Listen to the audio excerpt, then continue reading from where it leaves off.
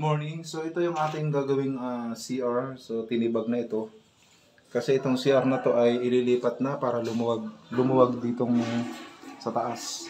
So ito yung CR. Ito yung gagawin natin CR dito. So dating bathtub siya.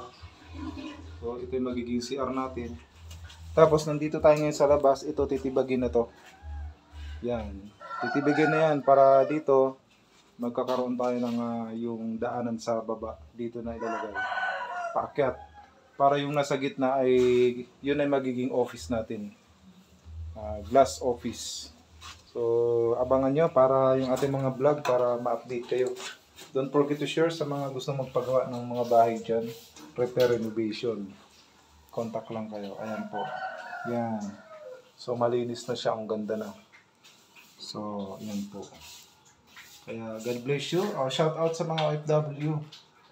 Yan, i-invest nyo yung pera nyo sa mga pagpaparepair para yung mga pamilya natin sa Pilipinas ay safety po.